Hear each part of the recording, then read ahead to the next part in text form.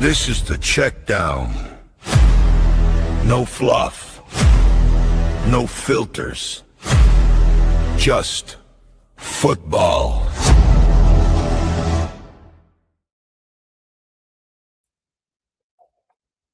Yo, welcome to another episode of the CheckDown.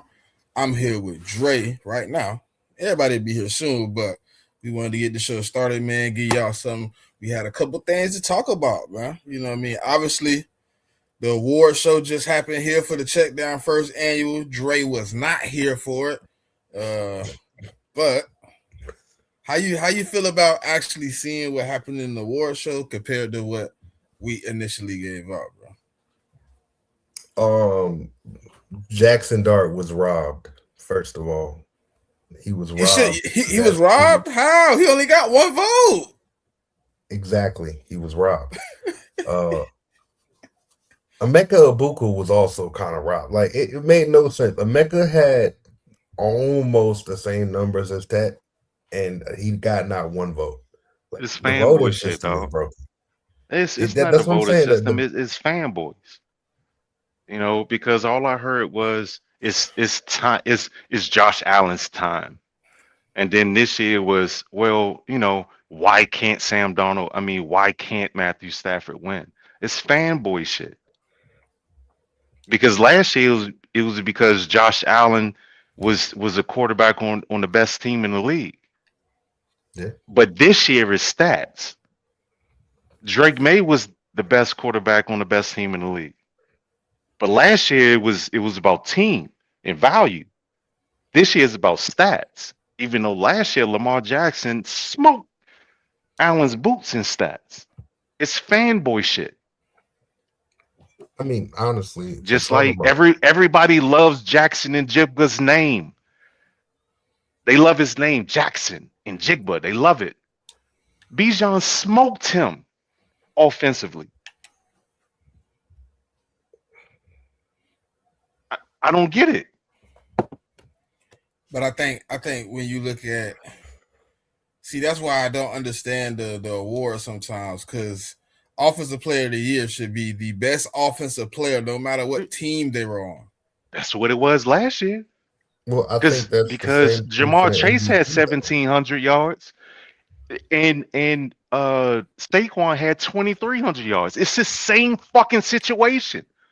Honestly, Bijan 2,300 yards, Saquon 2,300 yards, but Bijan lost. Chase 1,700, and Jigba 1,700, but Chase lost, and Jigba won. It's fanboy shit. I mean, isn't that what it always is to some extent? Because if we're really talking about the most valuable player to their football team, it shouldn't be either of them. That's not the award, though. That's not the award. The MVP is the most valuable. I thought we was talking about offensive player. Yeah, my bad. No, we started with the MVP. No, he said both though. But I understand, but it should be the MVP shouldn't be a quarterback award, because 2 years ago CMC should have won MVP, but it's just not scaling out right. They gave it to Lamar. Honestly, this year, if they were going to give the MVP to the real MVP, it's Myles Garrett. Right. I don't care how bad that's who got my vote. That's who I voted for. That's what I'm saying. To me, Myles Garrett is my MVP. So I don't really care who y'all got. What's good, Bino? What's good with y'all, man? Hey, so what's up? Hey, did you send a link to Roman Drives? No, I did not, sir. I put it in the chat. Gotcha. You said send it to him? Nah, I said that they was gonna be on the show. Oh, I don't even got Dry Eyes as a friend, but I'll send it to Ron real quick. Hold on. No, I do think that this is same. We using the same link. Wait a minute. God damn it. I got Ron right here. Fucking Jets fans try to jump me, dog. The Jets? Yeah, I was in there talking football with them. I shouldn't, but Sometimes my blood sugar be a little low. And they good people, man. They good people. I rock with the Jets. Not what's good, JMIK? Vino, man, what's up, man? Another day, another dollar, brother. We got 3 Patriots fans up here now, man. Oh yeah, see, I don't know. It might be 4. The way I heard, listen, the way I saw search moving on the app, might be 4, man. Yeah, Send it to dry out. I sent it to wrong. Yeah, man. Yeah. I heard you talking, man. I did. And I heard you in that jet space, man. You see how they try to jump me, though? Yeah, but half the time they don't know what they're talking about, man. Bro, listen. I just hate how like they say one thing and then I rebuttal and they change topics. Well, yeah, I mean, like they try to like what I don't like about them is like you'll say multiple things in a statement and they'll pull out the one thing that they don't agree with. And they act like you didn't say the other part, but I mean, like, yeah, I mean, the whole Joe Burrow, like, with the Joe Burrow shit, yeah, like, I get why some people are stepping away from him being elite, man. Because at some point, yeah, you made the Super Bowl, but you ain't made the playoffs in 3 years, man. And I mean, like, and I think I seen a video the other day of I think it was Emmitt Smith, and he was saying the same thing. He was like, Joe Burrow not elite to me. Like, yeah, he made the Super Bowl. Speaking of that. Just real quick, because I did just happen to see a video of Jamar Chase and T. Higgins having a conversation with Shannon Sharp and Ocho. Oh yeah, and you breaking up? Wi-Fi kicking your ass, brother. I'm breaking up. Yeah, go ahead. And they asked them on there, basically, like, what do you guys have to do to get back, like? And Shannon Sharp said, "Oh, it's the O-line," and they said, "No, it's not the O-line. Like, maybe Joe needs to do a little more outside of football, off the field. Maybe he needs to do a little bit more.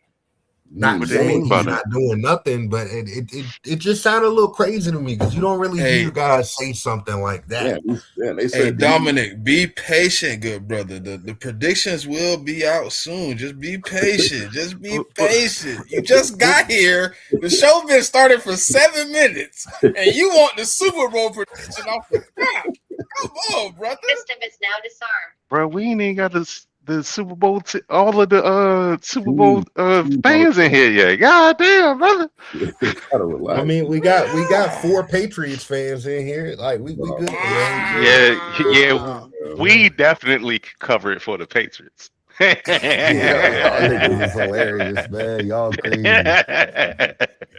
Hey, but what did they give context or go into detail about what they meant by maybe Joe needs to do more off the field? That sounds self-explanatory to me. It sounded to me like they weren't, not necessarily he's not putting any work in, but that maybe he needs to do more for his body or something like that in the offseason. That's what I was not thinking. Doing enough to stay healthy. Yeah, it sounds like you said a lot more preventative work. I think it said Chase and Higgins said it, right? Chase, it was Jamar Chase and T. Higgins sitting with Ocho and then Shannon Sharp. And Ocho tried to play it off. He said, "Man, that's because he ain't eating that McDonald's. He got to get on that McDonald's." And that's how they moved off of it.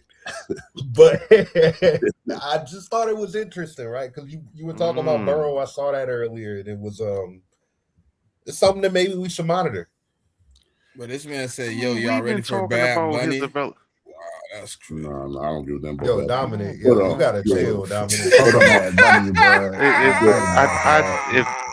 that nigga knocked on my door right now, I wouldn't know who he was, dog. Well, I mean, I know who he is. I'm not gonna say all that. Like, I mean, some of his songs ain't bad, but I don't know. Like the Super Bowl halftime show to me should always be overrated, anyways, for the most part. Yeah. But I'll say this, Mick. If somebody say that's Bad Bunny, I could pick him out in a picture. But if I walk past him in Publix, I wouldn't know that was him. Yeah, probably so. But see, I mean, like my only thing is like if you've ever been to South America, any country South America, like you gonna hear yourself some Bad Bunny. Like that's just what I'm gonna tell you. Like, all right, look, it's hard to get away from. This halftime show, this is the time for you to go get a refill on the liquor if you ran out. That's a fact. You need to go get anything else. This is the time when you go out and get that. Wasn't that? Because in the past when Kendrick and them did the halftime show, I'm tuned in, right? I gotta watch that, but I'm not watching Bad Bunny.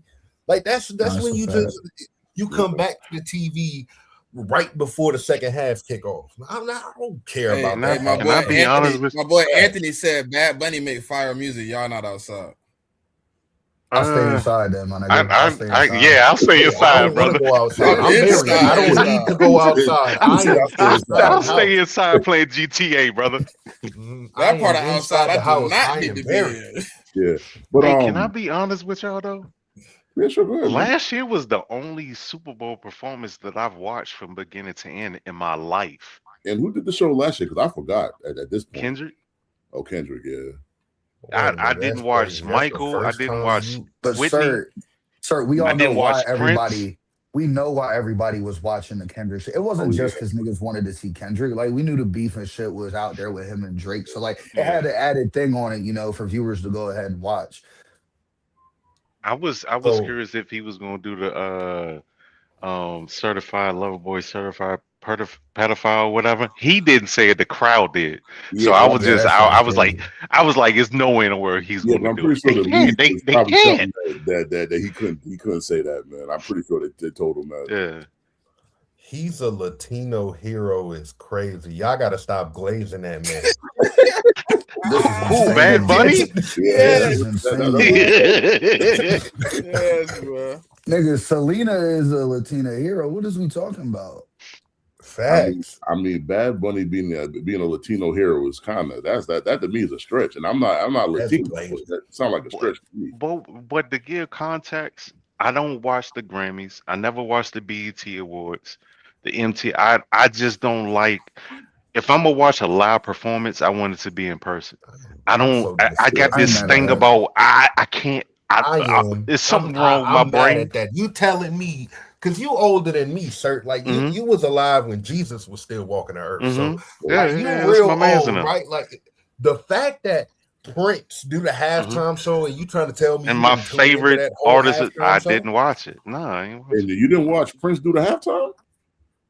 Yeah. Last year was the first halftime show that I've ever watched in my entire life. So when you didn't watch Prince, no, Janet Joy, and you ain't watched the Prince. Nope. I mean, you watched the Prince when he was singing "Purple Rain" and it was rain. Come on, bro. Come on, that's legendary. You should be ashamed of yourself, sir. Listen, but you know what? I get it. If I didn't win a Super Bowl since '95, I probably wouldn't. Oh my God, my kids always talking about Super Bowls, dog. I don't know why. I just don't understand why my kids always talking about Super Bowls. Let's see, we've reached our light break quota already. All right. Oh my God, the nigga with the least Super Bowls. You sitting in the parking lot trying to figure out how you gonna get in. Somebody trying to violate. Yes, you is. How old are you? I'm okay. Yeah, you want to know, but you still tailgating. Smitty's in line. Okay, at least he got past tailgating. He's in line right now. Listen, all right. My team is held hostage by a coke fiend. I don't care. Listen, I'm surprised you got the one. Not gonna hold you. Dre's in the nosebleeds because he only got 4. All right. And I just know that I mean, with JMIK, he down on the field and shit. He on the sideline. Brother, I'm on the top level. I don't know what you're talking about. No, nigga, I'm club level. I'm club level right now. Honorary patriot. Hold on, Dre. With Nike in the building, we still Super Bowl bound? Oh yeah, y'all Aggie because we got Nike. Let that man cook. This nigga let that man cook. Y'all Aggie because we got Nike. Let him cook. You are killing me with that saying, nigga.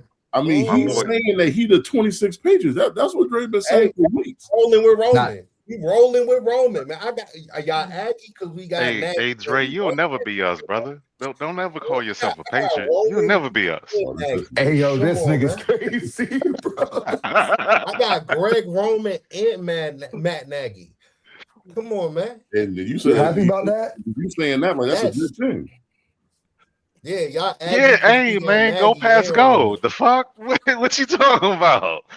I'll be saying he got Greg Roman and Nagy. Like that's a good thing. I don't know if that's a good. I don't know how much of a good thing that is. It's Bro, an you amazing was thing. going through the grief process when he got Yeah, my signed. boy. We even out the field a little bit. It was getting a little patrioty up in here. Yeah. I started sweating. It started sweating a little bit. I felt like I was about to get jumped. It was too many. Hey, wrong. It's 4 against 1, bro. 20v1, bro. You know what I mean? I'm gonna help you out though. You know what I mean? I win either way. Hey, bro, I got 12 with me. We good, bro. Hey, Rome said he out Frisco, man. He trying to make it do what it do. All right. That I am. How you feeling, brother? Man, nervous? Nah. No Super Bowl talk yet. Just we ain't gotta do too much. Just okay. You want me to pause? Ease into it. Nah, feeling good, bro. Pause that one. Hey, bro, I set it up top. I'm covered. You can't be asking him that. Do you want me to ease it in? Like, what you mean by that? Repeat it though. I'm just trying. I just want to get clarification. Like, I just want to make sure we talking about the same thing. Okay. I'll hurt my first crazy. I'm just saying. How the weather like out there, dog? It's been good, bro. Like everything. You been asleep yet? City, bro, I'm running off 3.5 right now. I see you got your jacket on you. You look like you just came from outside. You all right? Nah, I'm good.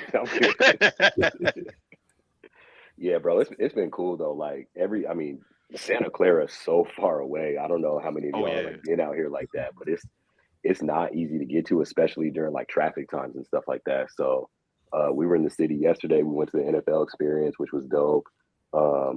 And then today we're doing some more stuff in the city, and they got the parties, and I'm going to the flag football game tonight. But outside of that, bro, we just preparing for tomorrow, so just gearing up.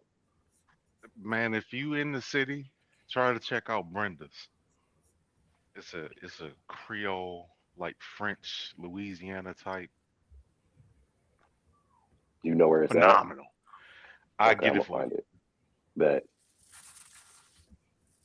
yeah, send all the food stuff because we just been kind of figuring out, here's where we are. Let's try to find somewhere close. What's Instagram saying? So yeah, any food Rex is good with me.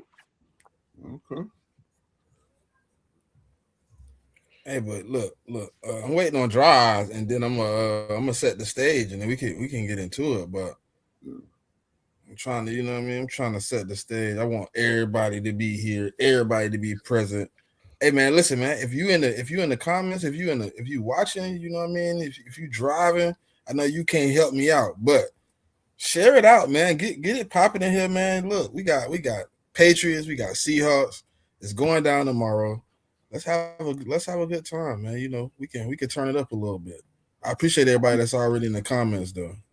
But the point is, I kind of feel like Rome, man. Like, I'm not really that nervous for this game, to be honest with you. Like, I'm just ready for the game to be here and be played. But other than that, I'm not nervous. I'm gonna be real with the people. Like, the only Super Bowl I ever felt like I was going into that I wasn't going to win was like the 2011 Giants joint. Like, I wanted that joint knowing that we wasn't winning that game.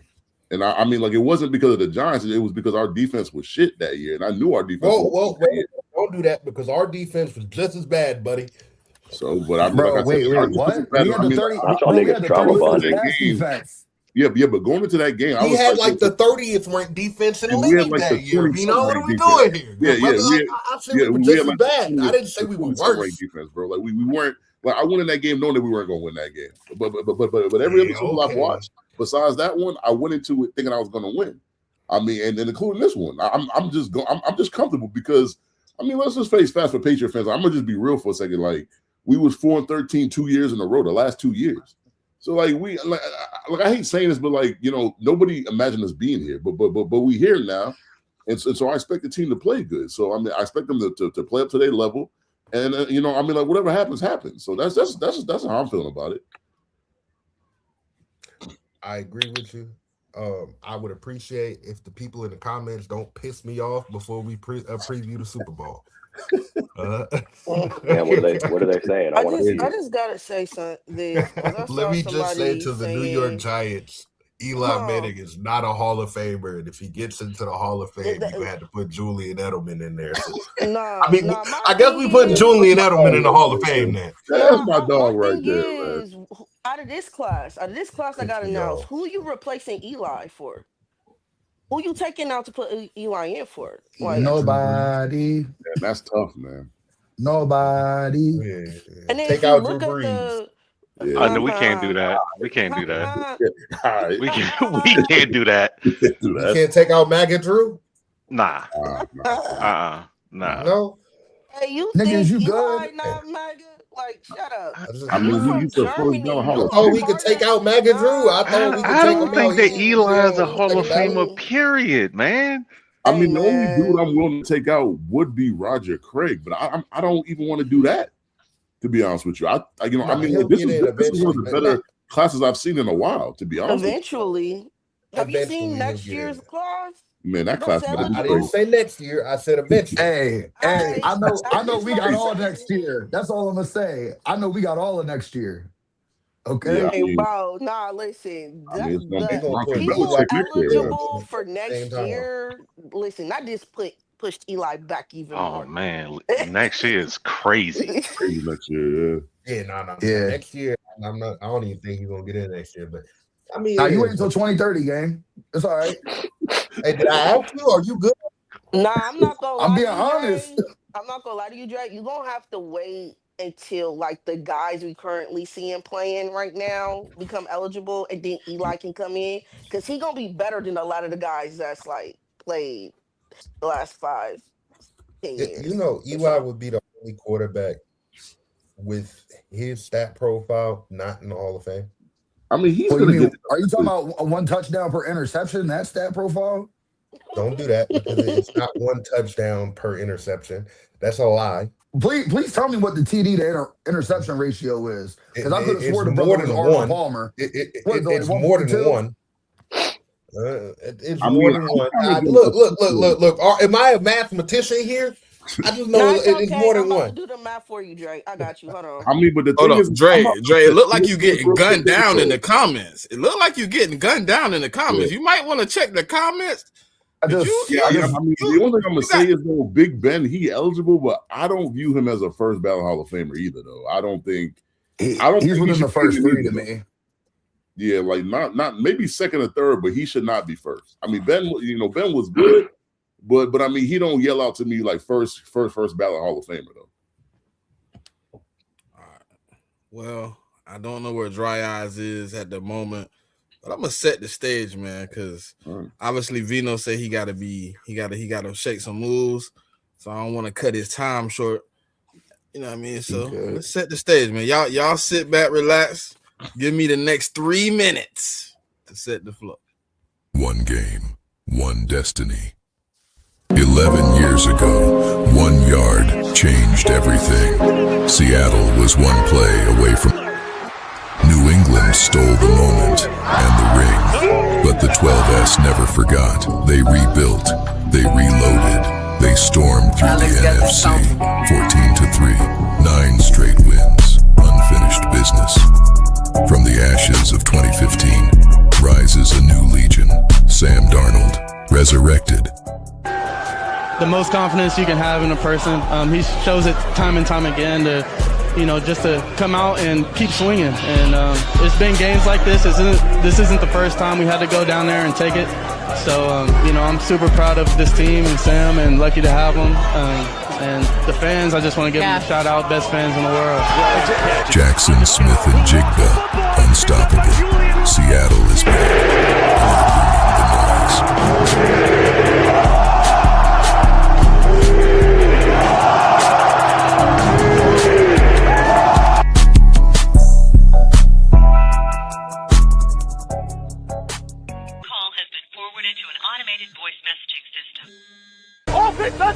But across the field, the most successful franchise in NFL history refuses to stay down.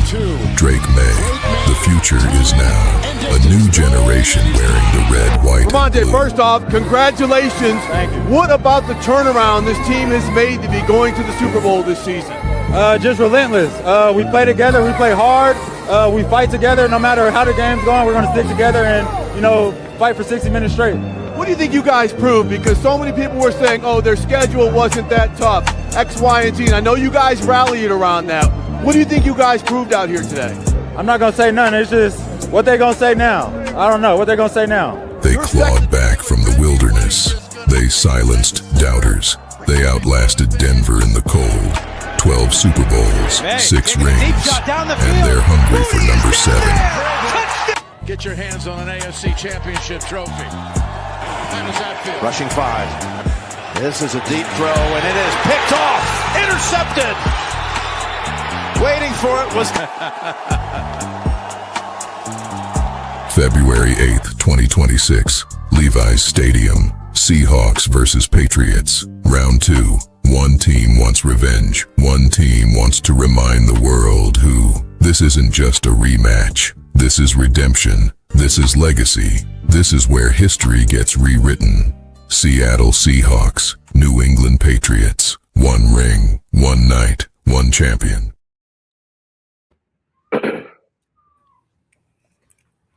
All right, man. Hey, man, with this flow set, the floor is y'all's, man. Y'all got it.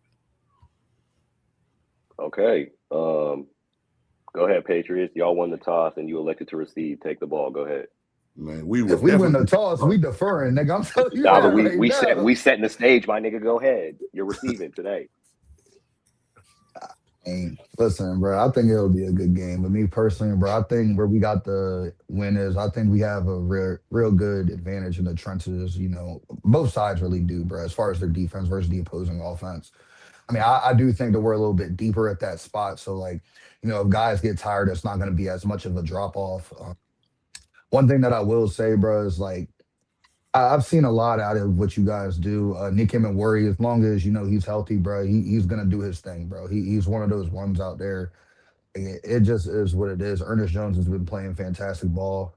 I respect Spoon. Woolen's played a lot better this year as well. I know last year he had a little bit of a weaker year. His only real issue is just playing the ball. That's really his only issue. But outside of that, you know, he has all the tools. The one weakness I think that we can attack is Josh Jobe. I think if we can go ahead and get Josh Jobe isolated one-on-one on the sideline, bro, I think those are, you know, chances for us to take our shots. But I really do think as long as we stop K9 and go ahead and force Sam to go ahead and, you know, stay on 3rd and long, I think that's the recipe to success for us. I mean, to me, I'll just add on what Vino said. To me, like the way I see this game playing out is like I don't think either team's going to be that successful in the run game. I'll just be honest. I mean, both of these teams got really strong run defenses. And I mean, for the Patriots, I mean, like we have questions, you know, on the left side of our line with, I mean, Will Campbell and Jared Wilson, and then for the Seahawks, I mean, like they have questions on their interior as well. So I just think running the football is going to be difficult. I mean, going against these two like dominant run defensive teams. So I just think at the end of the day, it's going to fall on whose quarterback can make more plays. It's just like whether you have more confidence in Sam Darnold to make more plays, or I mean, do you have more confidence in Drake May to make more plays? I mean, because like I said, like because on the Seahawks side, like Leonard Williams has been dominant all year long. I don't really see that changing too much. You know, I mean, like he obviously doesn't just play in one place. Like they move him around to a good extent. And I can say the same thing about like Milton Williams, and I can say the same thing about Christian Barmore, Tonga, and you know some more other guys. Like, yeah, I expect them to be dominant as well. So I just think it's going to come down to who can make more plays in the passing game. And like turnover wise, like I think you'll get a couple turnovers in this game. I don't think it's going to be nothing crazy. Like I don't think you're going to get like 4 or 5 turnovers in this game because I think both teams are like fundamentally sound for the most part. And so yeah, I mean that's how I see it going. I've heard people saying it's going to be a blowout and this and that in the third. Like I think it's going to be a really good game. I think it's going to come down to the fourth quarter, and it might just come down to who gets the ball last. So I agree with a lot of what you're saying. So like Vino, I think with you hit it with Tariq. Playing the ball has been it's weird, bro, because like he'll break on something and he'll be right on it and like kind of fumble it and drop it or something like that. And then the next drive or something like that, you'll see him be in position and just take himself out, like just mentally. I don't know what it is. It's that consistency with him. But yeah, the one thing I want to know is You know, we all know, you hear all the stories during the bye week when you have the coaches that try to throw the extra game plan in. Let me give some context to this, because Mike Holmgren is on the radio a lot in Seattle, and he was talking about one thing that he learned from what was the Niners coach? Was it Bill Walsh? I'm trying to remember whose staff he was on. But he talked about how during the Super Bowl week, he talked about during the Super Bowl week, they kept it pretty standard. Like, they didn't try to add to game plans and all that stuff like that. Mike being Mike McDonald, I just have a feeling, and he's the defensive play caller, like, I have a feeling like we might see something that we haven't seen yet. And that's the question mark for me, is that I don't know what that is, and I don't know how it's going to go. I don't, after playing the Rams and playing, a lot of man, which I don't think the Rams were totally expecting, I don't know if Mike will just sit back and zone the whole game, but I really think he's going to try to, especially after being third and coach of the year, Mike's going to try to force the issue and bring some shit. Now, the first half might be a little murky. The second half, which, typically happens, we'll settle in some. And just like you said, I think there'll be sacks, because we do well. Like, our where we get pressures up the middle. And I know that where Drake likes to escape is up the middle. So I do think that, like, we will have the opportunity for him to just run into a few sacks. Turnovers, I don't really have a sense on how that's going to go either way, but I do know that I do know that, like, I have a feeling that it is going to come down to that Gonzo versus JSN matchup. And if Gonzo is truly going to shadow him, I want to know what Carlton Davis is going to do against Shaheed, because just like we played the Broncos when Percy Harvin was kind of like in and out of the lineup because it hurt and all that stuff like that, but they really tried to unleash him in the Super Bowl. Like, there's probably going to be some shit on Shaheed's end that we haven't seen yet either. Like, I mean, the first play of the Rams game, or first third down the Rams game, they took the deep shot finally, So I just think that with Clint coaching his last game, they all want to go out on top. Like, it's the same shit, bro. Like, it's the same with y'all. Like, we feel like we're underdogs. Nobody's talking about y'all, which I get that underdog mentality, but we've been dealing with this shit all season. Like, you guys weren't supposed to be here. We were supposed to be dog shit. We were supposed to win 6 games, but we won 14 in the number 1 seed and did that in the toughest division in football. And my confidence level is probably coming from the fact that I've seen this run before. When we knocked off the 49ers in 13-14, when the NFC Championship game kind of felt like the Super Bowl just from how the team was constructed, that's how I feel fan-wise, like, confident going into this one. Not that we're going to blow the brakes off you or anything like that, but I do feel that, like, we're going to go in and handle business, because more rest. I mean, this shit is a 1 hour and a half flight. Like, I know that y'all got time to acclimate and all that stuff like that, but y'all haven't been, I mean, outside that Denver trip, y'all ain't been west of Texas. So I want to see how the elements play. Like, we played in this stadium 3 weeks ago, like, this is no disrespect to Sir, but Sir can look up the record and see how we play in this stadium. Like, since we've been here, since it's been built, like, we've done really fucking well in this stadium. So I feel great about it. And I'm gonna be in fucking attendance and show you niggas the confetti next Saturday. So, Sir, make sure you invite me early, Brody. I'm pulling up.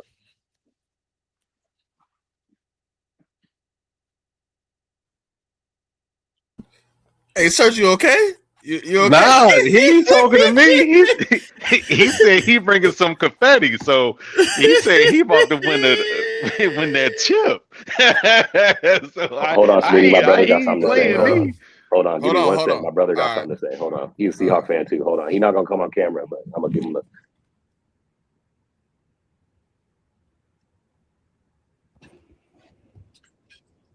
Yo, thanks for having me on impromptu.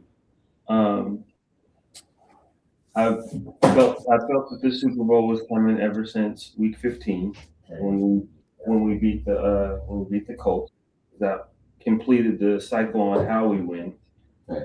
We win ugly, because that was an ugly game. We can win with the aerial assault. We can win with our defense, and we can win with the ground game. And what we've shown in this playoffs is that we can win with the ground game, we can win with the defense, and we can win with the aerial assault. So this may be an ugly game, but truthfully, because the Patriots haven't been battle tested this year with their strength of schedule and how they got a cakewalk into the playoffs, I feel like this will be a respectable 28-10. That's my prediction. I think it'll be 21-10 at halftime. Was 28-10 ever respectable? Yes, a little bit because the game is in hand, but the whole entire game is going to feel like we dominated. Just like last year when we just knew the Chiefs weren't coming back against Philly. That's the exact same vibe it's going to be. There's going to be blue and green confetti all over Lumen Field Jr., because that's what I call Levi Stadium. We take over your track. We come to your track, take it over. We did that during the regular season when you should have had the number 1 seed, according to you. Then 2 weeks later, we smacked the 49ers. So that's just that's what I'm on. No disrespect to the Patriots, but this is our get back. So it is what it is. Oh my God! Clip that. You gotta clip that. We gotta clip that. One thing I'm saying is like get back don't always work. They forget about week 1, but go ahead. Yeah, that's what it 20. First of all, I ain't never in my life heard a respectable 28% in my life. All right, man. Right, you did. This nigga walked in and just said, just to translate what he said, y'all gonna be respectable, but we about to beat the shit out of y'all. That's basically what he said. That's basically what he said. Y'all gonna look respectable while we put belt to ass. That's basically what he said. I mean, he said it's gonna be a respectable 28-10, and they gonna lead the whole game. It's never gonna be in question. That man said he ain't even gonna bust a sweat during the game. He gonna be chilling on the couch. Yeah, that's crazy. Me personally, I wouldn't let him talk to me like that. I mean, it sounds good. I mean, Dre, we just let niggas talk, bro. It sounds good though. No, the same way he was saying he saw how the Seahawks was winning games, I could say the same thing about the Patriots. Like that whole strength of schedule, 4-play shit, that shit don't matter. Because guess what? The Giants had a 4th-place schedule. Hold on, why the Giants keep getting brought up today? It's an example. Are you good? It's an example of how a 4th-place schedule doesn't mean anything. It's about the teams you're facing when you face them. Yeah. And so if you could look at the Patriots, you could say, yeah, okay, they didn't face a lot of playoff teams, but shit, the teams that they did face that people consider below them, they beat them handedly. And the playoff teams that they did play, it was very competitive games. Fair. So yeah, the Patriots found ways to win some ugly games, some tight games, some blowout games. I could say the same thing. I think this is the most evenly matched Super Bowl on both sides that I've seen in a while. Well, I don't know if there's an edge out of a whole group all the way. So real quick, this is a side note, but I feel bad for the Browns, man. The Browns fans, they down bad. No, we're not talking about poverty right now. And then we in the tower right now, bro. We don't concern ourselves with what's going on down on the first. I'm just saying, they just hired OG Bobby Johnson to be George Warhop's assistant O-line coach. I don't think it gets any worse than that. I saw that and I just wait from the Bobby Johnson. You talking about the running back coach? The Commanders last year, right? The O-line coach. He was with the Commanders. Before that, he was with the Giants. Before that, he was with the Bills. Yeah, terrible. Yeah, but the Commanders' O-line wasn't terrible last year, though. I'll say that it wasn't that bad. So it played better down the stretch, fam. We get back to the Super Bowl, but I felt bad. I feel bad for the Browns. I don't never feel bad for the Browns. All right, so let me just ask this question because Blood over there just got me fucked up with that shit you just said. Hey, yo, so I'm trying to understand where the 28 is coming from because like I think K9, he's a great back, but we've seen 5 running backs that are better than Kenneth Walker, and all of them got shut down. So it's like in your offensive line, James Cook, Bijan Robinson, Devon Achane, then after that. Brees Hall. I mean, I don't actually. You can take away Brees Hall because the Jets are just the Jets, bro. So like, I'll even take off Brees Hall. But after Wait, that, sorry, yeah, I'm sorry, not saying Ashton Genty's better than him. All right, I'll say 3 backs that are better than him, but some other guys that are on that level though. So I'm about Achan, Cook, Bijan Robinson. Bijan. Okay, yeah. I gave you 2. I'm good. Saying better than him. Don't listen to him about running backs. You bugging. His all-time running back is Tiki Barber. Don't listen to him. Don't do that. Bro, you're bugging right now. Anyway, bro. That is but not this is my thing though. So you asked him where the 28 come from? Yeah, I'm asking where the 28 is. I'm asking him where the 28's coming from. That's where I'm asking. Oh, where's the 28 coming from? Well, yes. I don't need Kenneth Walker to score a touchdown, but that's not improbable. We have on the season 49 rushing touchdowns between him and Charbonnet's not here. Charbonnet's not here today. But we saw what he looked like without Charbonnet against the 49ers. The 49ers defense and the Patriots defense. Is that the litmus test? The 49ers? It's nowhere. That can't be the litmus test. The 49ers defense and the Patriots defense are nowhere near comparable. No disrespect, sir. No, you telling the truth. They're not. Yeah, no, the 49ers and neither are the Rams. That what good. we can't do is move the goalposts when it comes to the Seahawks because I just heard it doesn't matter who the Patriots face all season. But when we talk about who we face, now all of a sudden Who said it doesn't matter? No, that's not what it was said. Who said it doesn't matter? This is the most evenly matched team. Super Bowl is what I just heard. Hold on. Do you listen? Do you have comprehension skills? Oh man. No, that's not what she said, bro. Because that's not what I said at all. Did you not say that it doesn't matter? Strength of schedule doesn't matter. Is what came out of your mouth verbatim.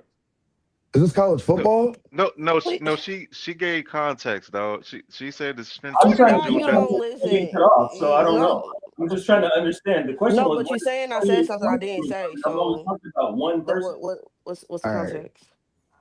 All right. So, and I specifically said, do I think that it's going to come from K9? No. But is he capable? Yes, is what I said.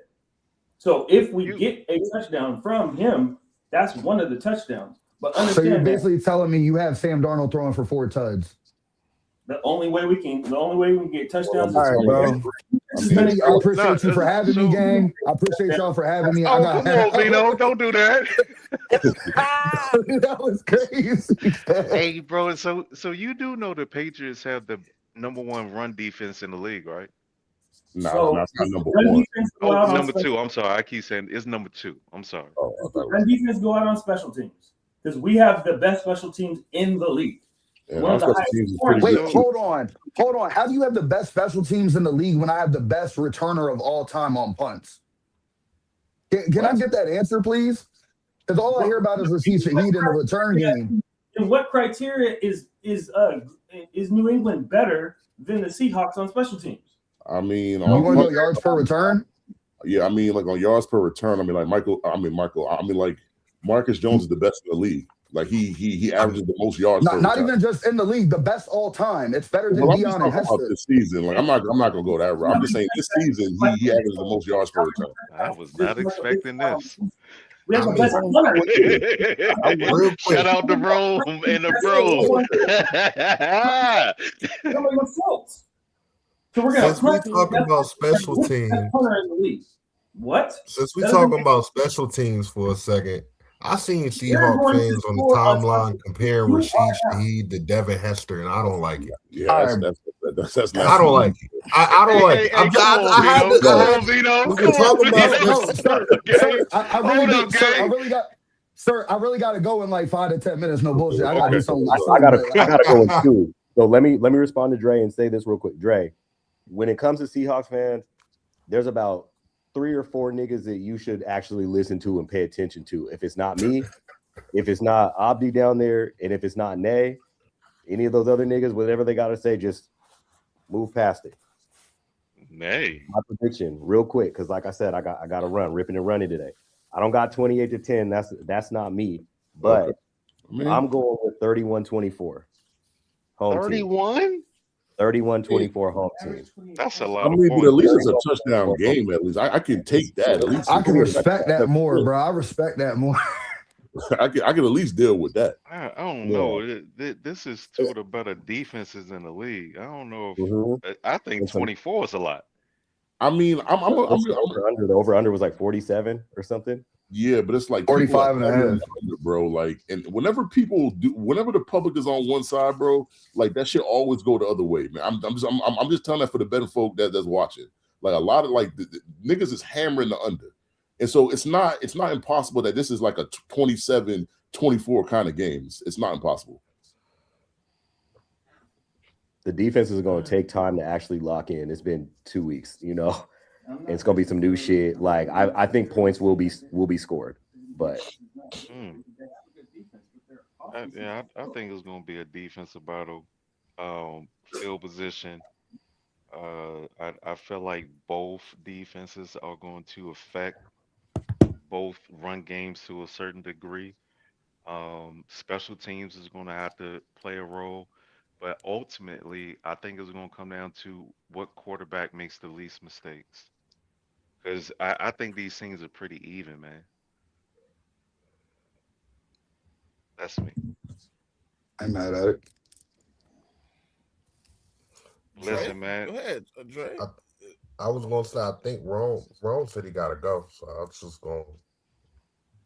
Yeah, I was gonna say just. I mean, since he got to go right away, does anybody? I mean, have any questions for him? But before we get out of here, Anybody got anything? Either way, JMIK. Y'all got any questions for Vino and Rome real quick before they slide? Yeah, so I'm about to say you still got another 5 to 10 out of me, sir. Yeah. So Rome actually got a question. So what? Like, I mean, it could be a player or like the area of the game, but like, what concerns you most about this game? I mean, I would have to say Drake, bro. Like, we faced Cam Ward, we faced Kyler Murray, but like, I just think about, and I know last year was last year, but I just think about like Josh Allen when he just decided he was gonna run last year and he just ran all over us. And I think it's just something that we're probably prepared for, but just haven't seen a lot of this year. So if Drake is active with his legs, I think that could pose a huge problem, especially moving the chains. Yeah. And what about you on the flip side? And I guess, and Vino could go ahead first. I mean, if you know. As far as what again? My bad. Your concern. What concerns you with the Seahawks? Bro, I'm about to say for y'all, man, it's just Mike McDonald's a great defensive mind, bro. You can't take away from what he is, bro. Like, I mean, it's obvious that that team out east, like they for sure missed that man, and you see why, bro. Like the way that he sat up here and he's made you guys sit up here and actually be something, especially with Geno Smith at quarterback. Like, and he wasn't absolutely bottom of the barrel for y'all. Let me get that out. He wasn't the bottom of the barrel like he was in Vegas. Like he was still a little bit serviceable. I do think the offensive line had him running for his life at times. That's why you guys added people like Graves able to the line to go ahead and give some stability for Darnold. Because, I mean, we saw Darnold when his line went to shit out there in Minnesota. It was the same thing. So, I mean, bro, I think you have a very good coach over there. He's not going to sit up here and coach himself out of the game. You're going to need a player, in my opinion, to go ahead and make a game-changing play. That's just what it is, bro. I think the coaching matchup is actually very even. I do think we have the experience part, but I got to give you guys the innovation as far as defensively. Like I think you're a very innovative defense, so that is one thing that would concern me. And as far as for me, bro, I need Will Campbell to sit up here and I understand he's playing with a torn MCL. I need him to not get beat like a drum. Like last week, he had one bad rep versus Nick Benito. Outside of that, he was pretty solid for the rest of the game. But as long as we can keep it to what I saw last week and not the 2 weeks prior, bro, I have a lot more confidence. I mean, for me, so I got two things, right? One is Carlton Davis, right? And I'm not really concerned with him, but it's a matchup. Like if he has to cover Shaheed, that's a concern for me, man. Like those aren't the kind of receivers that he guards well. Like he's better against the more physical guys. And I mean, just to be honest, like the Seahawks don't really. I don't say they don't have a receiver like that, but like if you look at JSN, Kupp, and Shaheed, like they're not overly physical guys, and so they're more twitchy, fast guys or quick guys, and he just don't do well with that. So that's one major concern because I don't think he's got a good matchup, in this game. Like I wouldn't want him on JSN. I wouldn't want him on Shaheed. I guess you could put him on Cup, I guess, because Cup, like he don't really have long speed. So that's probably the best case scenario. And then my second concern is like Jared Wilson, man, like especially with the interior that the Seahawks have. I mean, Jared Wilson, I mean, he played all right against Denver. Like he played much better. Like it seems like as the playoffs have gone on, he's gotten better each game. But I mean, that's great and all, but like he still has to go against like the interior for the Seahawks. And I feel like that's the strength on the D line. So I mean, if he don't play well, that could wreck our whole offense if he doesn't play well. So that those would be my two major concerns. Understandable. One thing I am curious about before I Jay, I'm curious about if Elijah Arroyo is going to be active today, because I think that might be a matchup problem that, especially since, if Gonzo travels with JSN, if y'all do happen to play a lot of man, because I know you're going to blitz a lot because, statistics say that Sam panics with the blitz and he turns the ball over. Elijah Arroyo is a great man beater. He's going to be like, I mean, we know Cooper Kupp can still get open, but if Cooper Kupp can't get open, that's the next guy that's going to get open underneath. So that'll be an interesting one if he's active. But yeah, I mean, we haven't been the greatest against tight ends. I mean, tight ends tend to get off against our, like in the middle of the field against us. So I mean, if Sam does it to Barner and like in a row, I think some of those plays will be there to be made. It's just whether he's going to have the time to make those plays. I just think that's the major question. Yeah, like that's been my whole question the entire time is your interior going to sit up here and be able to hold up versus like what we do? Because especially in obvious passing situations, what we'll do is we'll line, Williams and Barmore outside shoulder of the guards. That way the center has to pick a spot. And then after that, wherever the center clears, the other D tackle is going to go ahead and enter the area vacated. And they are just absolutely winning there. So like if we're able to sit up here and hold you to third and long and allow our defensive tackles that we paid so highly for to do what we paid them to do, then I think that's going to be our best key to the game. But it all comes down to starting off stopping K9 first. If you're not stopping K9, then you're already behind the 8 ball right there. That's just another story there. So. Yes, sir. Well, again, I appreciate y'all. Good luck to y'all. I'm going to check in with y'all later. But go Hawks. Let's get this fucking done. Bring it home. Hey, Room, check your DMs, dog. I sent you that info. Yeah. You. Right, and have fun in the city, man. Have fun, brother. You safe out there. Thank you. Hey, we'll do. Take a coat with you, brother, because it's a different temperature in the shade. Okay? Bro, that's why I'm sniffling, bro. It's fucking crazy. It is a completely different temperature in the shade, dog. Yeah. All right, y'all. All right, bro. All right, man. All right, be easy, man. Take it easy. Hey, man, listen. Little bro was talking. Little bro was talking spicy. I almost said something to little bro. I ain't gonna lie to you, man. I ain't gonna lie to you. Listen, sir, I almost told him to bring me Go Gadget wherever you line him up. I'm telling you, bro, but it's cool, man. It's cool. Listen, my man said that he gonna show up with the confetti. I'm like, all right, okay. It sounds good. It's gonna be red, white, and blue, but okay. The only thing I know about that traveling situation is I like what Kubiak has the opportunity to kind of do, right? Because now we can use JSN to just manipulate where I want your coverage to be. Okay, you're gonna have Gonzo. You're gonna have Gonzo follow. I'm gonna put him in motion. I'm gonna put him in a lot of these mountain press whip routes where he's coming in the backfield and taking Gonzo back to the other side of the field. Now you are right, JMIK. I wish I'd have went before you because it feel like I'm stealing your take, but when I seen that, I was like, they are going to put Carlton Davis at every moment they want to, because now they're going to put him in those Shaheed one-on-ones. They're going to put him in those pick a man. We're going to stack. If Arroyo plays, I can see them running some of those stack routes where they got 3 people right here, Gonzo on the other side, and they say Carlton Davis, pick who you want to cover. Yeah, I mean, like I said, Carlton, it'd be the best if he covers Cooper, Cup all game long. I think that's the best case scenario for us because Shaheed on the short stuff, he'll be fine, but like Shaheed not just running short routes. He's gonna run deep routes. And I don't know if Carlton got the speed for that. I don't think he does.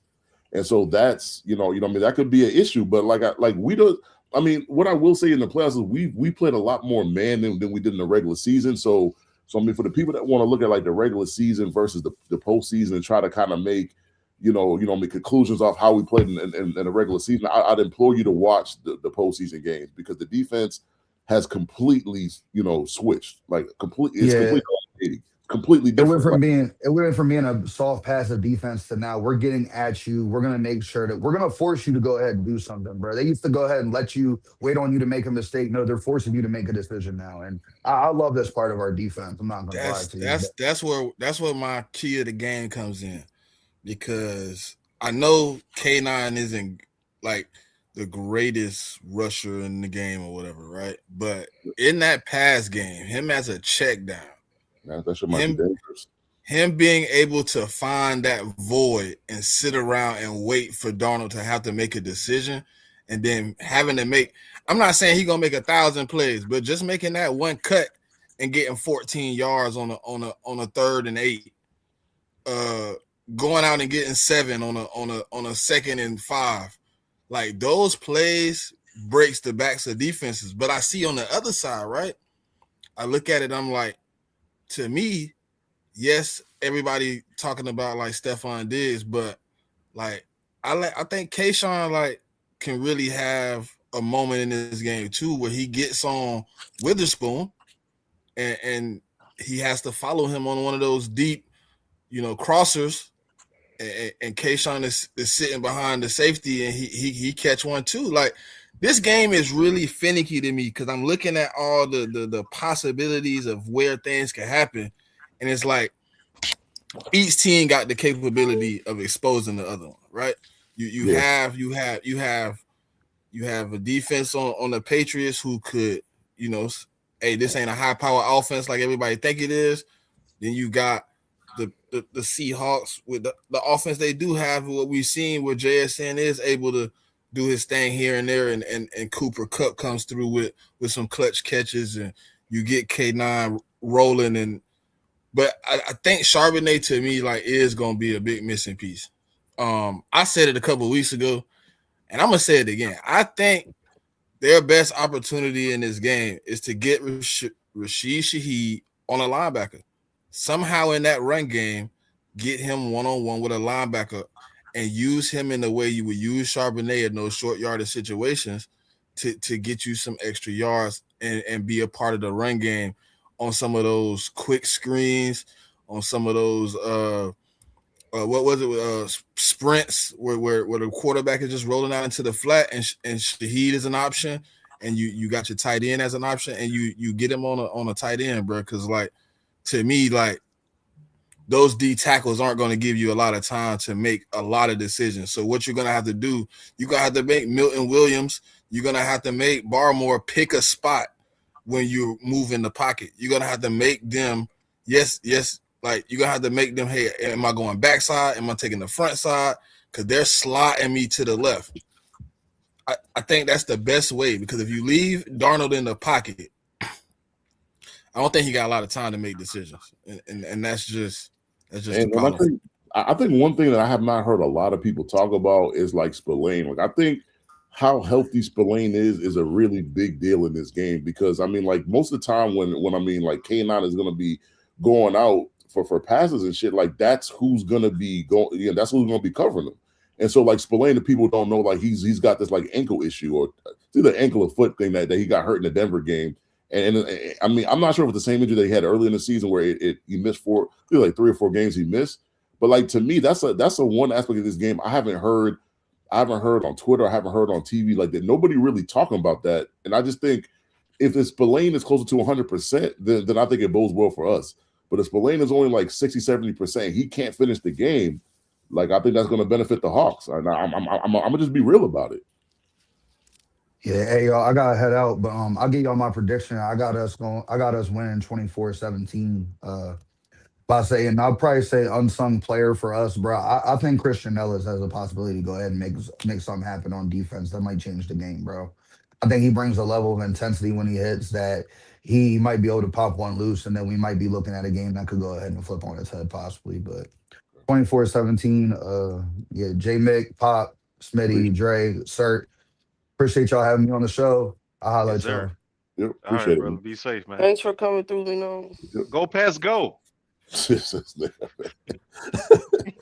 but yeah, like that, like watching all the coverage, like there's certain players that like aren't even being mentioned. Like I mean, even on the Seahawks side, like Ernest Jones, like I haven't heard a lot of people talking about him and his impact, and like he could have a real, he could have like both middle linebackers in this game could have a real impact on this game, and I just like I don't hear a lot. Like it's to me it's the superficial shit. Like it's like the JSNs of the world, right. the Diggs of the world, the Mondres, the canines of the like. But I don't hear about the safety play. I don't hear about the backer play. I don't like.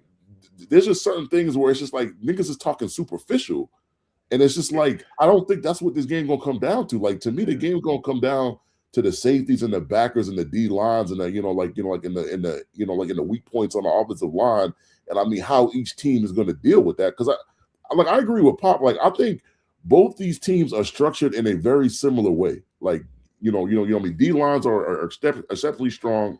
O lines are not exactly the like the most solid unit. The quarterbacks for the most part have put up good numbers. The receivers. Jason is obviously like the best receiver in the game. Like in this particular game, there's no you can't really argue that. But it's like it's just like I just feel like people fall back on the names that they know and they don't talk about the names that they don't know. And I think that most of the time in the Super Bowls, it always comes down to the name of players that you don't know that will make an impact on the game. Yes, I just feel like I hear the same thing, dog. It's the I keep talking about this fanboy era. Like they keep bringing up the JSN this, JSN that, and Kate. Like it's the household names. It's the people that they talk about on ESPN, but they're not talking about the Patriots' run defense. They're not talking about Drake May's rushing ability. They're not talking about the fact that I don't know how fast Cam Ward is. I don't think he's as fast as Drake May. No, he's not. I looked up the numbers for Bijan and for Kyler Murray. Kyler had like 50 yards in a tutty, and Jaden Daniels had like 75 yards, no tutty. Um, they're not talking about those things. They're not talking about the Patriots special teams. It's just Shaheed. It's just JSN. They talk about what Darnold did.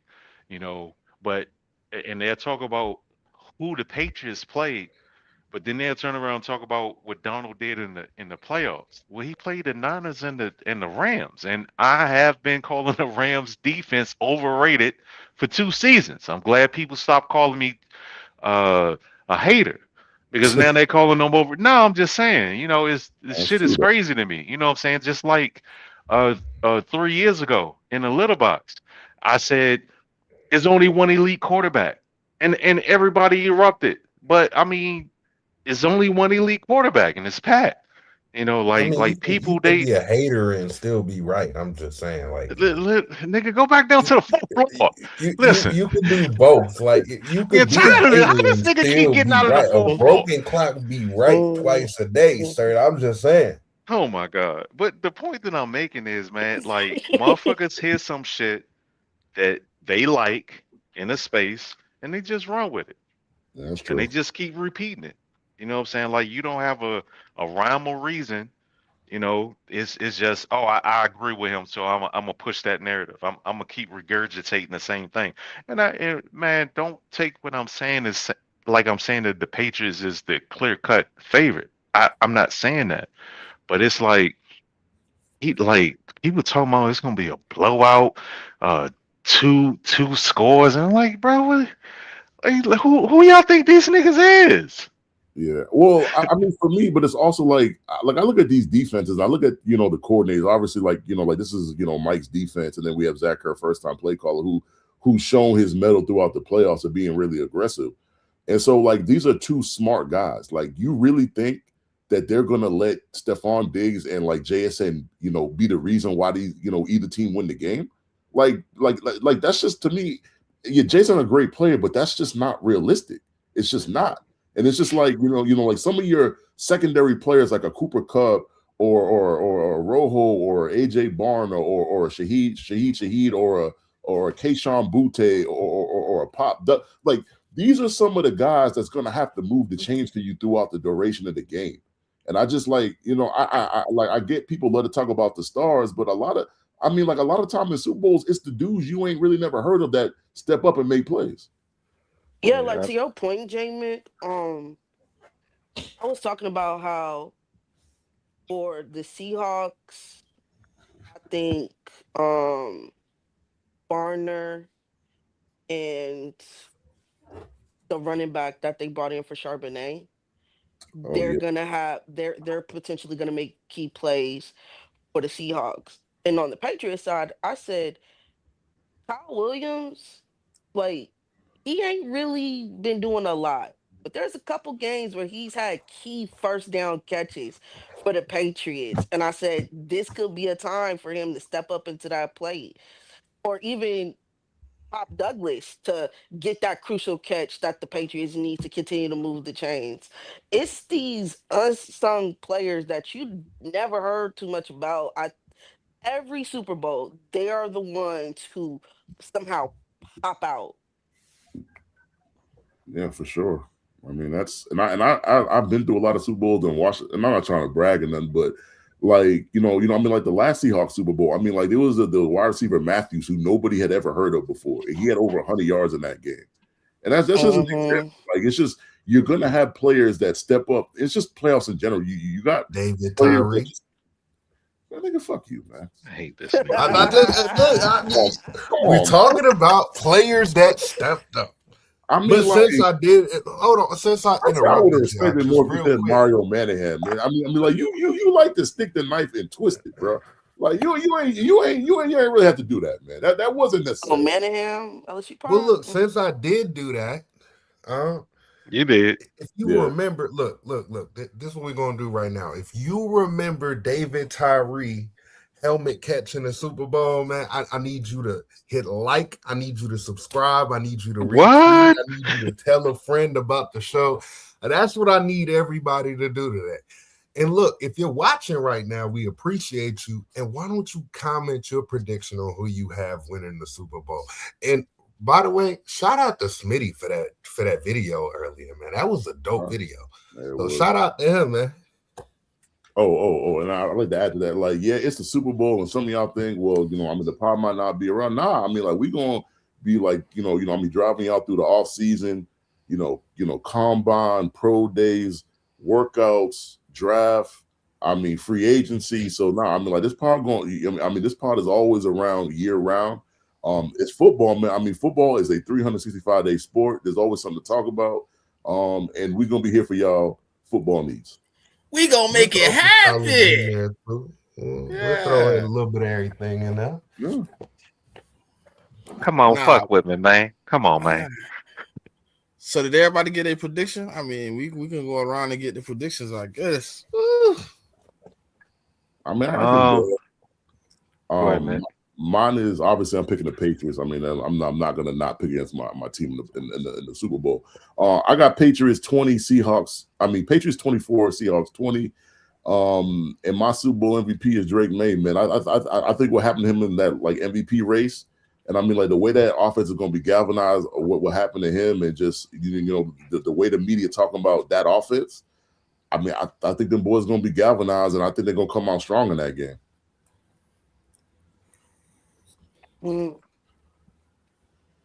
Go ahead, little hater. Who you talking to? You know, clearly you know who I'm talking to. Talking to you. Oh, I'm not no hater. You the only one that responded. So clearly it resonated with you. It was just quiet for too long, and I knew you wasn't talking to JMIK. You ain't asked. You said, "Who are you talking to me?" Yeah, nigga, because it resonated with you. I'm saying who? But I haven't like actually decided on my final score, but I got the Patriots winning, and I got it being Probably anywhere between a 4 to 7 point game. I think, man, this game is so volatile. Everything that I'm saying right now could be absolutely wrong tomorrow, because if the Seahawks come out and they play like I've seen them play, it's going to be a problem.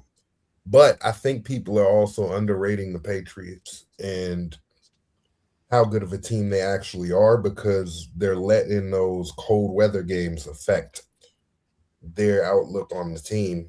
And I mean, all you want is teams to win in those cold environments. You're not looking for style points, but that's not going to be an issue in this upcoming game. So because it's not going to be an issue in this game, I expect the Patriots offense to be clicking on a different level than we've seen in these last couple of games. And yeah, I think it'll just Drake may, and I think his legs will be the deciding factor in this game.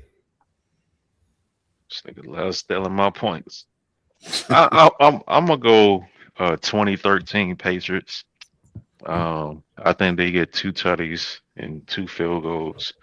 Patriots gonna get a tutty and 2 field goals, or maybe 16-20. I think it's going, like I said, man. I feel like the game plan for both defensive coordinators will be to stop both successful run games. These are 2 good run defenses. These are 2 good run offenses. So that's going to be the number one goal for both defenses. I don't think either run game is going to get shut down. I think they're going to have to figure out a way to affect the run game. I also feel like special teams may play a big role in this. Field position is definitely going to play a big role. And what quarterback makes the least mistakes? I feel like also something people that Sam Darnold is a lot more mobile than what people are giving him credit for. But with that said, I don't know, man. Like everybody just have already anointed the Seahawks. You know, it's a lot of stuff going on over there. I don't know what that mental is. I don't know how high or low they're coming in. The Patriots, they do very well with this underdog mentality, you know. So Drake may can't get. I know, right? We pretty good with it. We pretty solid, dog. Drake may has to get 50 yards rushing. He has to. Whether he scores or not, he has to get 50 yards rushing. And Sam Darnold can't have no mistakes. I don't know if this is the game where he's going to make a mistake and rebound from it. So, but we'll see. Patriots 2016.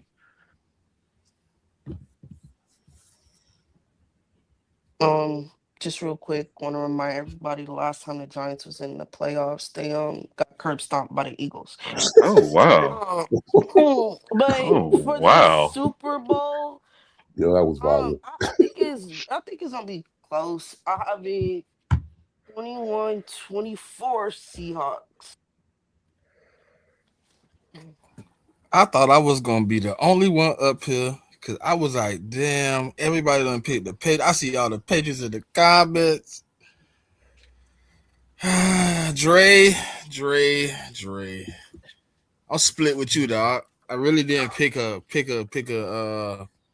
side till today.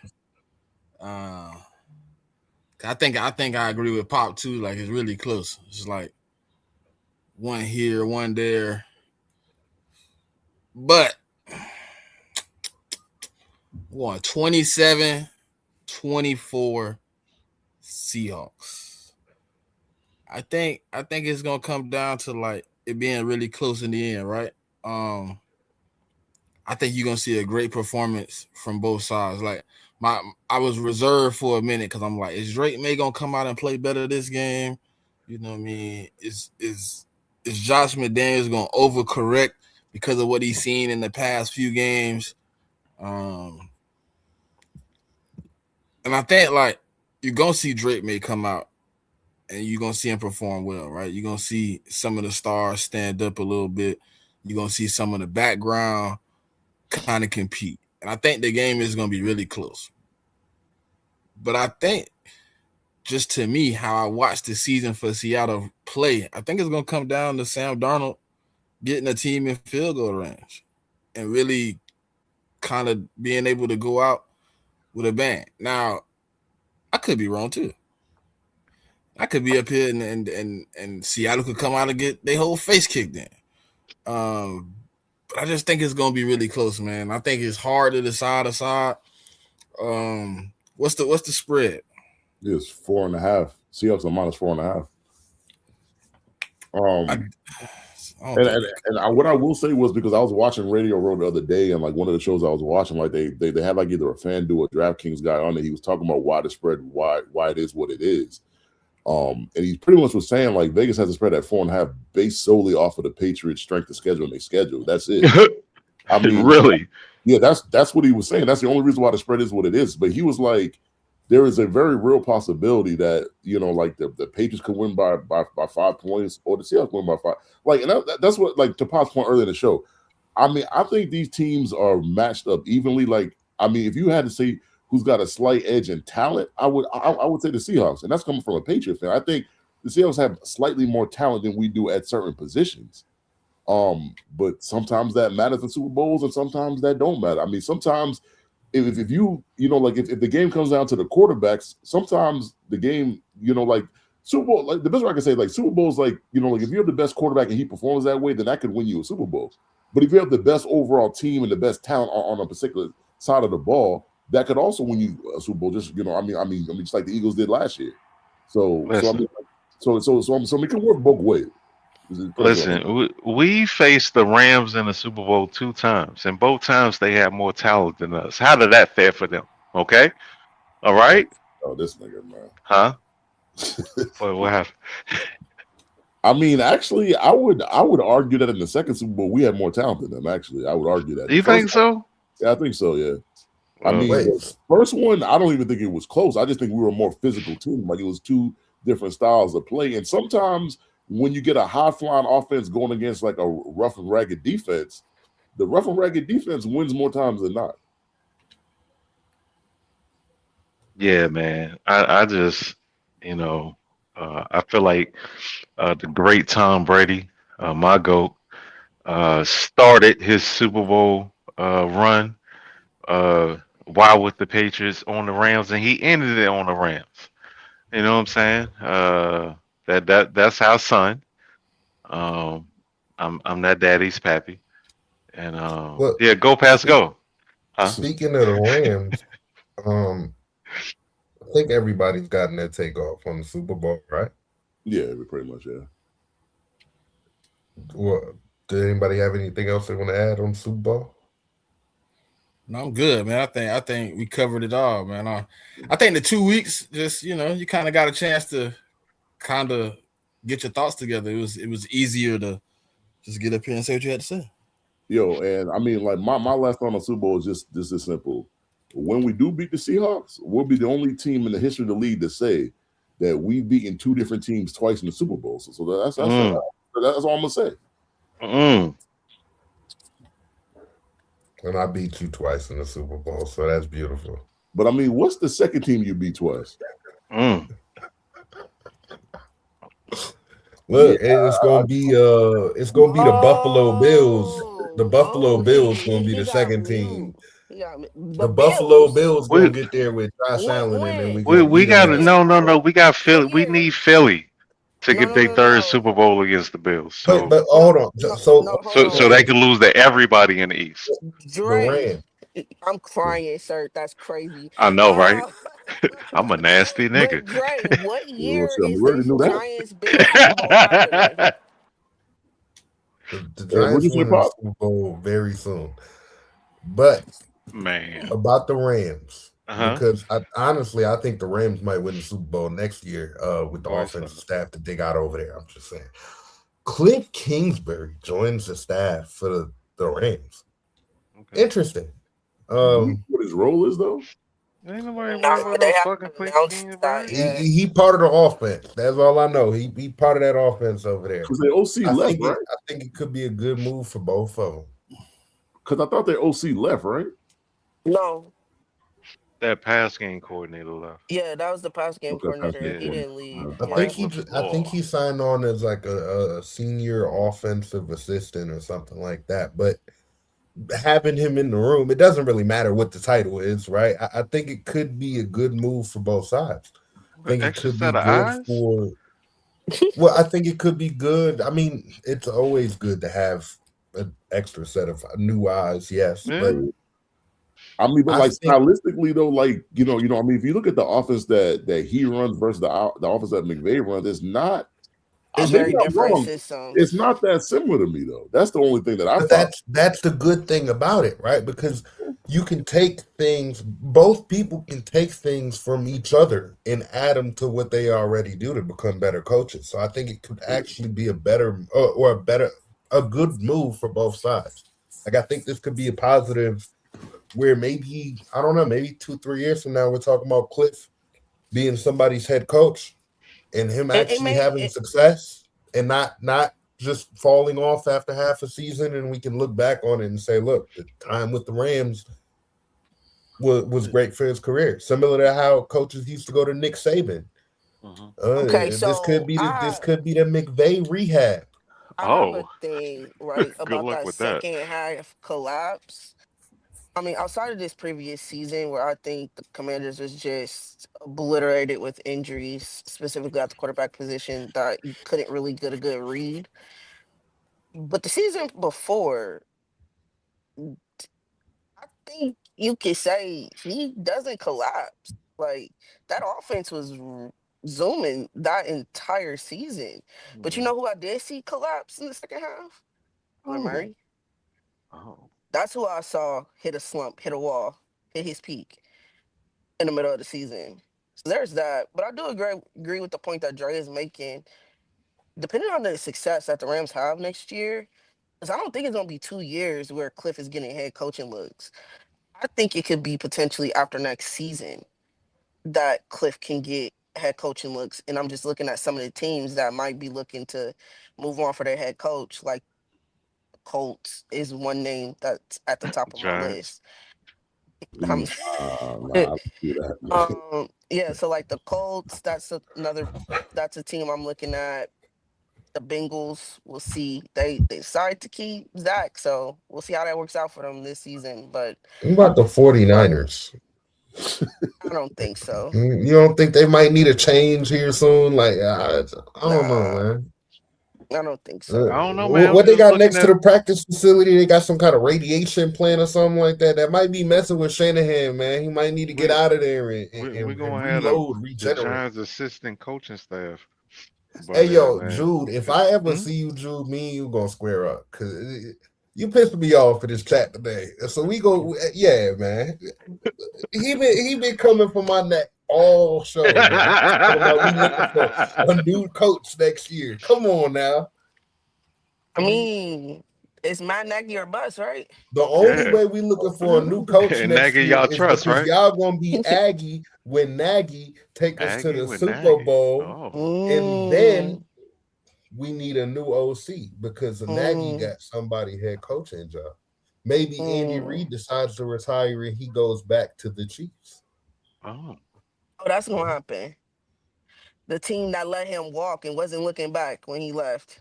That team? No, that's not how it happened though.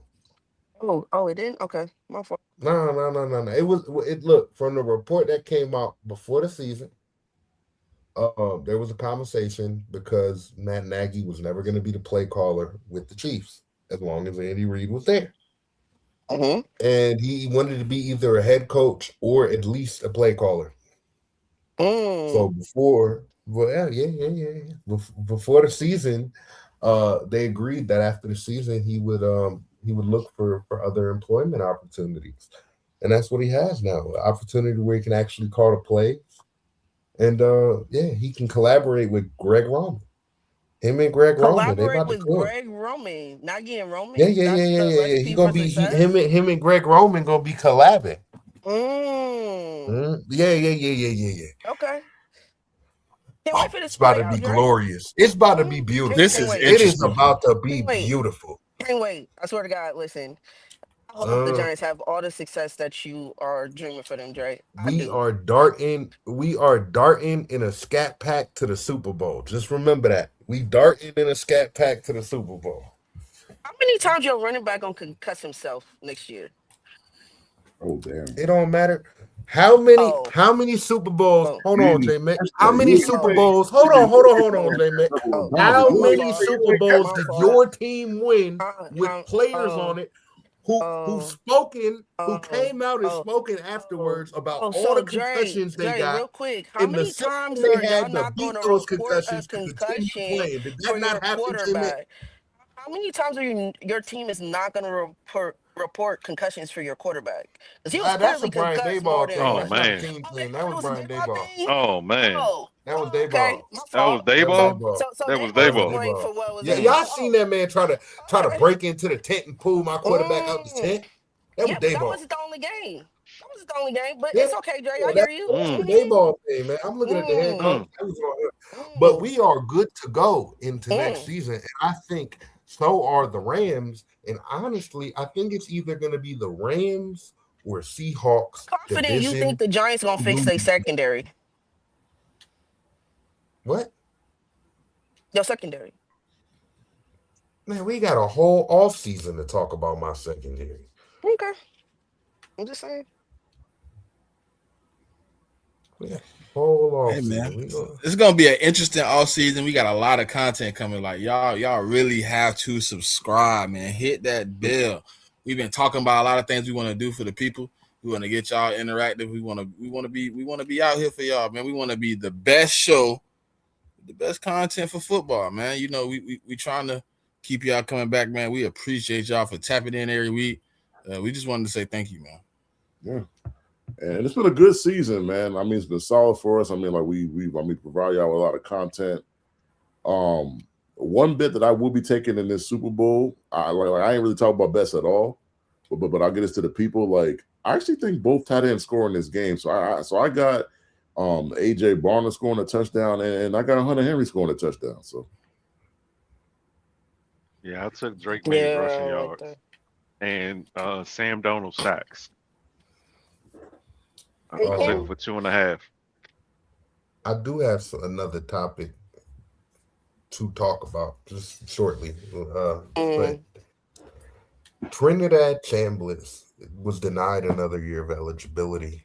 Yep. I think it actually could be the best move for him and Ole Miss at the end of the day. Why you say that? First of all, because the man has played enough college football, and there was no reason for him to go back. No reason for him to go back. Because I don't think his draft stock going to be any higher than it is right now. Exactly. That's the thing, because you can't say it's a lack of games started, because he started multiple games at the Division II level before he ever got to Ole Miss. Like, this isn't a guy that started. He's not Ty Simpson. He isn't a guy that has a year of starting experience and that's it. So I didn't understand the move from that standpoint, especially when you have to sue the NCAA to get the eligibility. But from the Ole Miss side of things, you got Deuce Knight. And Deuce Knight, I mean, we only saw him really play in like one game last year at Auburn. But in that one game, I think he had like 6 touchdowns. I think it was 6 touchdowns. 4 touchdowns, 5. He went crazy in that game. Deuce Knight, it was against Mercer, though. Yeah, but still. So I'm taking that with a grain of salt. I mean, but he was a true freshman quarterback. I'm just saying he went crazy, and I think Deuce Knight, man, I think that could be the right move for both sides. I think it's one of those rare situations where it works out for everybody involved. So I'll say this about Chambliss. Like, I think when he goes through the process, the pro days and the combine, like, I think his stock is even going to get higher and higher, to be honest with you, because I think he's going to perform well in them 2 arenas in terms of, like I said, his Ole Miss pro day and then the combine. I'm pretty sure he'll get invited to the combine because I gotta think on the quarterback list he'd be somewhere between 3 and 5, so he should be at the combine, no issue. But I think, like I said, I think he's going to perform well. I mean, I've even heard some people say that they would take him at the end of the first round. I've heard that. I don't know about that, but I've heard it. That's what they might do. But yeah, like to me, like what Dre said, man, I don't think, and I'm surprised because I assume he has an agent because he gets like money from like the school and I mean like NIL or whatever. I'm just surprised the agent didn't tell him like, bro, this is probably the hottest your stock going to ever be. You got to, sometimes when the iron is hot, and you got to strike that iron sometimes. So. What's up, Basketball for Life? He said, I wish those dogs would have won the Natty. He said, I'm glad them puppies did. Nah, that shit wasn't gonna happen, dog. And I'm a Georgia fan, man. That, like, I was telling people that was not a Natty team. Like, I told folks, like, it was a playoff team. It was definitely a playoff team. Like that team was way too young to be a Natty team. I think you got to look at next year and like the year after. Like that's when the chances of them like winning the Natty will be better. I'm not committing to saying they're gonna do that. Like I gotta see how like the offseason shakes out for them first. So I do want to say real quick, just to clarify, Deuce Knight went 15 for 20, 75% completion percentage, 239 yards, 2 passing touchdowns, and 9 rushing attempts for 162 yards, which was 18 yards per attempt and 4 touchdowns. That's not bad. And is his junior year, right? Or is it No. He is a redshirt freshman. He redshirted last year. That was as a true freshman. That was his first ever college start. His first actual like real game time. I think he played a little bit against Ball State, but I mean he threw 5 passes in that game.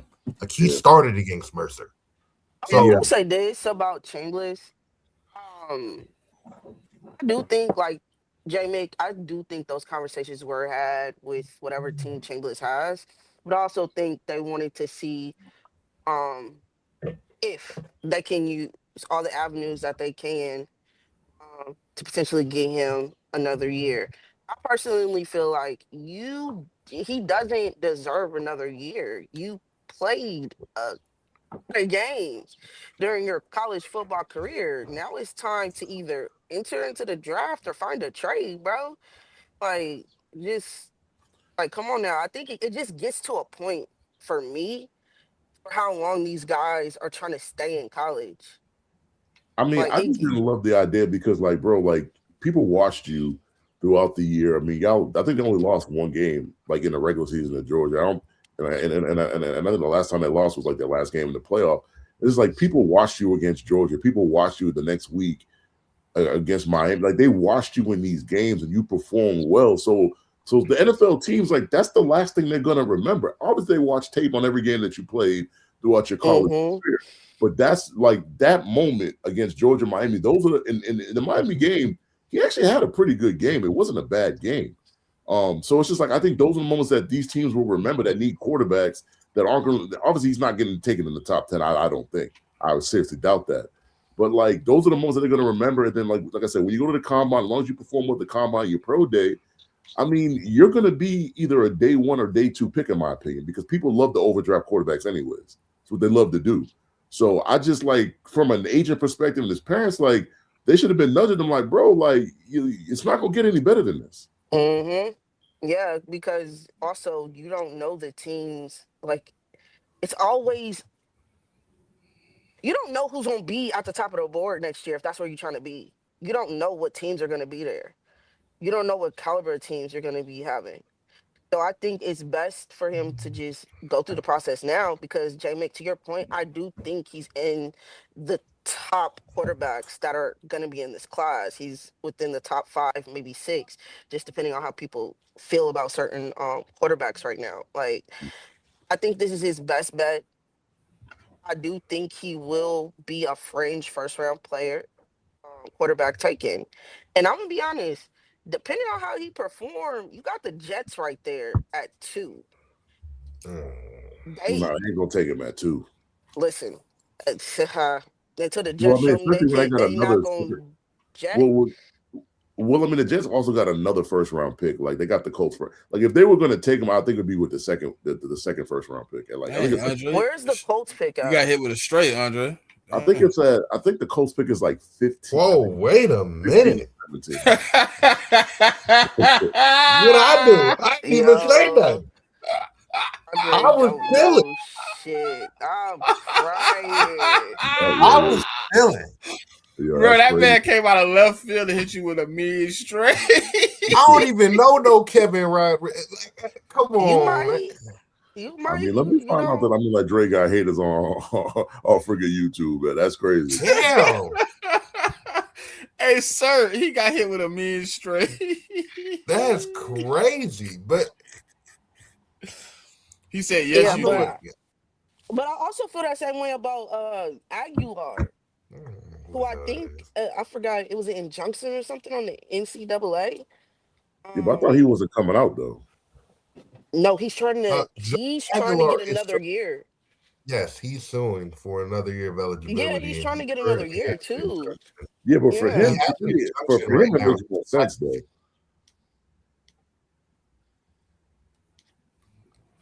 Oh man. Well, I'm just saying, the NC, just like they denied Chambliss, they denied him, so he's going through that whole process as well. Yeah, but he got an injunction to actually be able to practice with the team. It's similar to what Bediako had with or has with Alabama. Yeah, I mean, like, so I had to go. Like, so what I did was like, I'm on like we dart in a scat pack to the Super Bowl, man.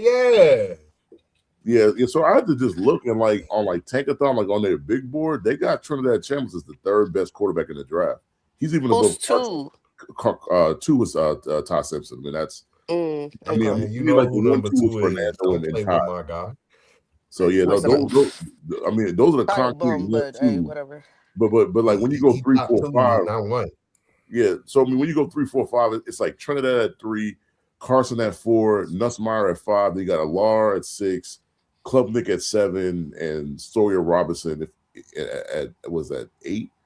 So it's like yeah. So like when you look he's at in the top 3. Yeah, he's in the top 3. Like I think he's a better prospect than Carson. I think Carson is just limited. Like I don't think you're gonna like. I think he's maxed out. I don't think you're gonna get any better than what you've seen out of him.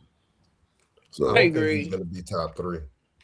Who Trinidad or Carson? I think Garrett Nussmeier is gonna shoot up people's draft boards. I mean, the two dudes I think are gonna shoot up the draft boards are Drew Alar and Cade Club. I never loved them in college as college quarterbacks. They good on YouTube right now. Like, what is going on in this chat? Hey, bro, just ignore it. Just ignore it. No, that wasn't a shot at me. Oh, yeah. Hey, damn, I ain't got nobody in there. Okay, don't worry about it. Yeah, get your ass out of here. But yeah, like Drew Alar and Klubnik to me are the two guys that can shoot up the draft board because like they have the physical, like the physical traits that NFL teams rocking with us. Height and size. I mean, pause. Okay, my thing is because the thing with Nuss is he was battling injuries this season. Bad injuries. Like really bad, but he was still trying to play through them. But you could tell it was hindering him. You could tell in his play it was hindering him. So I want to see, has he fully recovered? Because I think we sat him the last few games of the year. So has he fully recovered from those injuries? And they're saying at the Senior Bowl he performed relatively well. So I want to see. I want to see that at the combine if he decides to perform, or LSU's pro day to see how he looks just running through some of the drills, because that has been my biggest question. Has he healed from the injuries he was battling this year? I mean, but to me, this is where teams get in trouble, though, man. Like when you're trying to draft a quarterback, and like you can't really use the film from his last year, and you try to just basically use pro days and workout. Like that's when you can kind of get into a bust. Like, and I'm not saying Garrett Nussmeier is gonna be a bust situation, but just generally speaking, that's when trouble can come in when you talk about the guy was hurt and he didn't perform well, so he looked good here, so we'll just try. But luckily for teams, Garrett not gonna go day one. He might not even go day. He might be like a 4th round pick, a 3rd or 4th round pick. So it might be worth the risk. Possibly. Yeah, and I agree, JMIK, because I always use like the Senior Bowl, East West Shrine, Combine Pro Days as supplements to the film you already have. Like that's just to help either confirm certain questions or be like, oh, okay, I didn't see you do this when you were playing, so how did this come about? Stuff like that. It's not supposed to be the end all be all. But to your point, JMIK, teams do that all the time. Yeah. That's why Shamar Stewart got drafted where he was. He was a combine warrior, and you see where he went. Yeah, I mean, the North is just doing that. I think people are going to value the football mind of Garrett Nussmeier too, and they're going to take into account that Brian Kelly got fired mid-season.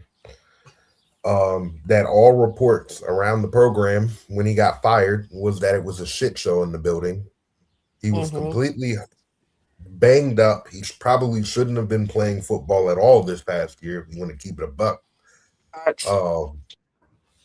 Yeah, but it's hard to tell a kid that also his dad is an OC in the NFL. Yeah, and for what? And he's not the OC. Well, I mean, he don't work for the Saints, do he? Yes, he is. Nussmeier, Doug Nussmeier. That's his pops. Yeah, that's what why I'm saying. people were trying to link us to drafting Nuss at the start of the college football season. Okay. Yeah, but that's why I do think people are gonna value his football mind. I think once he gets in a room with teams at the combine, because even if he doesn't do the drills, he'll be there and he'll do the interview process. He'll get on the board, all that stuff. That side. I think of him and Ty Simpson, you're going to hear a lot about here in 2.5 weeks, 3 weeks? Combine's coming up soon. Yeah, I mean, it's the last week in February. Yeah, I believe I looked it up and it starts on the 26th. Yeah. I mean, but my thing is, I expect him to perform at the combine. At least. Well, I mean, my thing about Nussmeier, I expect him to do all the physical things because he did all the things at the Senior Bowl. So why wouldn't he do them at the combine? That's just only going to help his draft stock. Yeah, he'll do either. If he doesn't do the combine workouts, he'll do it at his pro day. But he'll do at least one of the two. He'll probably talk to his dad. His dad will tell him, "Hey, probably a good idea if you do it, or you don't really need to do it at the combine." And I think he needs to do everything at this point, man, because he's trying to raise his draft stock up. So I just think at this point. I mean, he literally got to do the meeting portion of it and the on the field stuff so he could try to raise his stock a little bit, in my opinion. He has another little brother too, right? I mean, of course he does. Yeah, his other little brother, he's getting recruited right now out of Texas. I mean, Texas is like the hotbed for quarterbacks anyway, so. But Andre is a secret LSU fan. That is crazy. Jeez. That is disgusting. I don't even know who that is. Who is that? Kevin Rodriguez. No matter who he is right now, he putting bullets in your back. Yeah, pretty much. Yeah, but I can't stand LSU. All right, well, hey, man, if y'all ain't got nothing else for the people, man, you know what I mean? Hit the like, hit the subscribe. We appreciate all the comments today. I don't know why StreamYard keep doing this, but Darius, I seen your comments on the YouTube page, bro. It didn't pop up on the StreamYard. I don't know why, but shout out to you, bro. Shout out to all the top commenters today. I think Tom is one of them. Let's see. Let me look through the comments. Who they gave the top ones to. Tom is number 2. Demon's Prime is number 1. I don't see number 3 though. They usually give the top 3. Shout out to y'all, man, for participating in the comments, man. I gave out some mods for next week if y'all are here.